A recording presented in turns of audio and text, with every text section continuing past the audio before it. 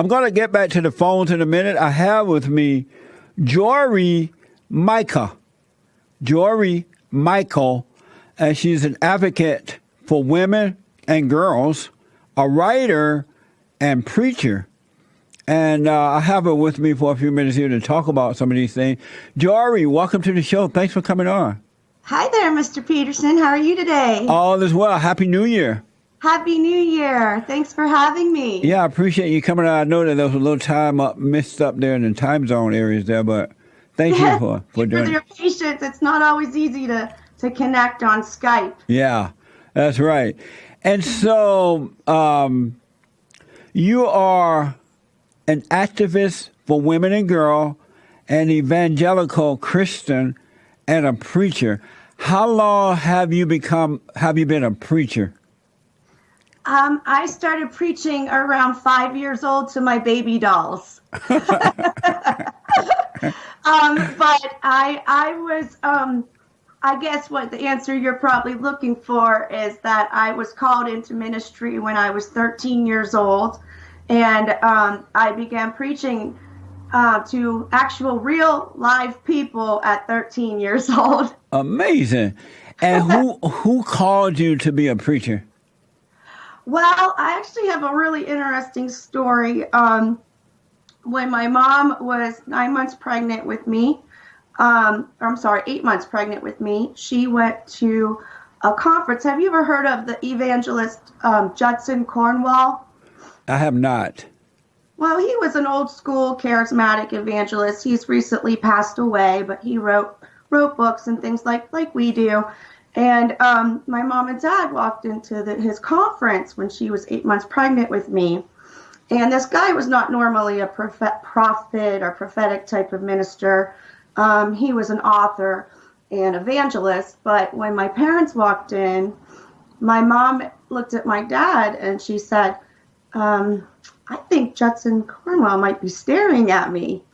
And they were in this large church building with lots of people. And my dad said, I don't know. But soon enough, Judson Cornwall came over to my mom and attempted to tell her that he believed that the Lord had a message for her, that she was carrying an evangelist, and that she was to speak the things of God to her unborn baby. Until I was born just several weeks later.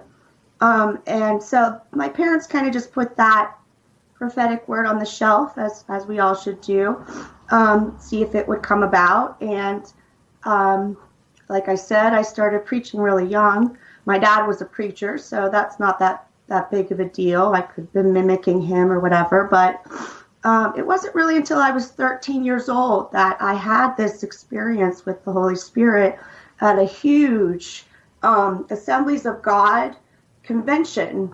I actually didn't want to go. I was angry at my mother because she made me go. But anyhow, that conference radically changed my life. I went to the arena and I went to the front. And there were just thousands and thousands of young people there. And I just felt something in my heart that I never felt before. I remember falling to my knees. And I remember that when I'm looking up, there was this huge man just crying with tears coming down his eyes. And I remember thinking, wow, like, what kind of God, what sort of God brings grown men to their knees? You know what I mean? You can say that again.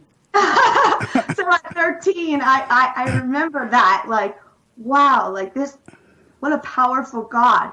And so at that moment, I stood up that day, not only saved, as we call it, but also just knowing it deep within my gut that God had a calling upon my life to preach the gospel. And do you have your own church now?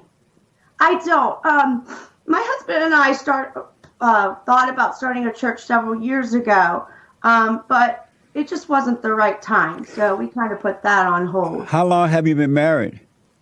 We've been married almost 10 years. Is he a preacher as well? He is not a preacher, but he actually loves ministry. So he has a minor in Bible. So we kind of connected in that area. Actually, I was a youth pastor when we met. And he ended up joining me and helping me. That was really important to me as a young woman, to marry someone who would partner in ministry with me. Amazing. I just loved ministry so much. I couldn't imagine not doing it with my husband. Are you surprised that your husband allows you to be a preacher? Allows? Yes. No. My husband's from California. My husband's from San Francisco area. Oh, no wonder. So that will explain quite a bit. It will. Are you married to a man or a woman? I'm married to a man. He's 35 years old. How much? He's 35 years old. Oh, okay. And it's a real man, right? He is a real man. Oh, okay. I wouldn't say no man that wasn't a real man. Well, from San Francisco, it's hard to know. What's that? If they come from San Francisco, it's hard to know. Well, you it's pretty cool. I think you'd like him. Okay. So, Jory, did you have to go to school to be a preacher? Did you go to school? I didn't have to go to be a preacher, but yes, I did go to school. I tell people this often. I hated school as a teenager and as a little girl because I only cared about the Bible. That's all I wanted to do is just learn the Bible. I didn't care about math or science or any of that. So if God called you, why did you have to go to school to be a preacher? No, I actually said the opposite. Oh, you did not go? Yeah. Oh, good. I don't have to go to school to be a preacher, but I did go. Oh, you did go. Why did you go if you didn't have to go?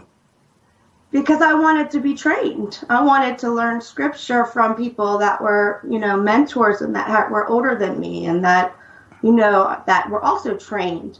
Oh. So I wanted to make sure that I was well equipped before I went into something as difficult as ministry. Yeah, you grew up in a conservative Christian church with a preacher father.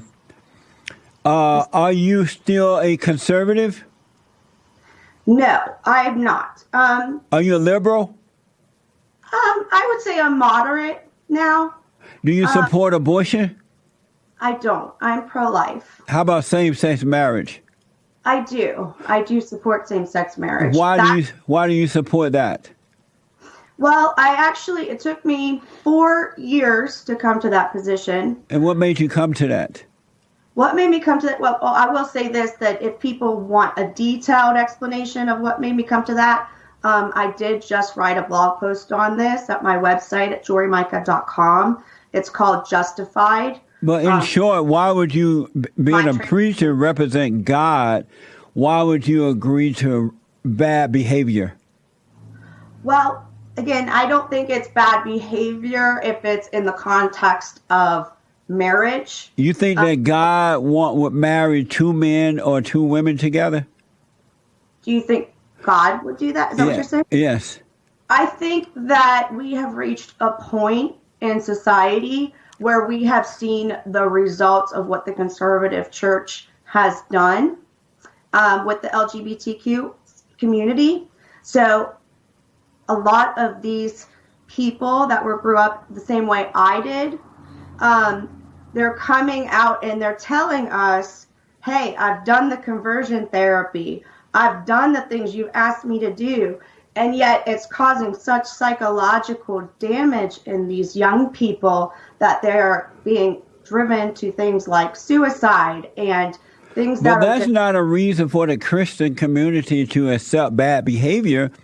Because they're doing wrong, they're going to even get worse rather than getting better. Well, because God does not approve what they're doing.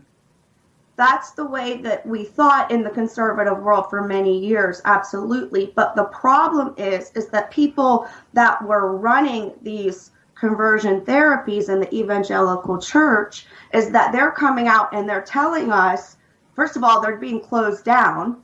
So it's not working what we're doing. Second of all, they're telling us that 99.9% of these young people cannot change their orientation. Do you believe that they can overcome being a homosexual or a lesbian? I don't. You don't believe that they can do that? You don't believe God would change them if they wanted to? I think if he wanted to, absolutely. Yeah, God can do anything. So then they could overcome being a lesbian or a homosexual if they wanted to, right? God would change them. If he wanted to, absolutely. So why don't you point them back to God so that they can overcome? I do, which is I did. I continuously point people back to Christ to overcome, but I don't think that something like being gay is something that can be overcome. It can. There's nothing you cannot overcome. It's like saying I can overcome being white, or I can overcome being a woman, or I can overcome having something that I can't control. That's not the same thing. I disagree. Do you agree that homosexuality is a sin against God? In what context? Do you agree that it's a sin against God? In what context? All contexts. God does not create. Do you believe God create homosexuals? I don't agree in all contexts. I believe that marriage is a redemptive solution to this problem. Really? And does it say in the Bible that? Does it say in the Bible that marriage is a redemptive solution for homosexuality? It says that marriage is a redemptive solution. Does it say for homosexuality? A Bible verse that says marriage is a redemptive solution for straight people? Does it say for homosexuality? Does it say for straight people? No, answer that first. Does it say for homosexual? And it doesn't say it doesn't have a Bible verse for straight people either. That's amazing. That it's redemptive for straight people to get married either. In yes, fact, it does. It does say that. That it's redemptive to be celibate. No, it says that for straight people. God married man and woman. He didn't marry two men or two women. He created them, and then he married them. Same time, I believe that. Yeah. So let me ask, you are an advocate for women and girls. Because of the short time we have, what are you recommending for women and girls? Well, I recommend that the evangelical church give women and girls an equal opportunities in the church. I do not believe that women and girls should be taught to overpower men or take men's authority away from them or take anything from men. What I believe is that men have they have this place of privilege and influence. Amazing. What I hope to do is raise women and girls up to so that we're equal, so that we Amazing. That's never going to happen. Why not? Because it's not the order of God. We are out of time. Will you come back again because we started so late with you? Will you come back again? I will. I'm so sorry that we started so late. Yeah. I had problems with the Skype, so I'll take responsibility for that. What's your website? What's your website? It's Jory, Jory, Micah, MICAH.com. Thank you so much for coming on. We'll have you back, okay? Thank you, Mr. Peterson. It was nice meeting you. You too.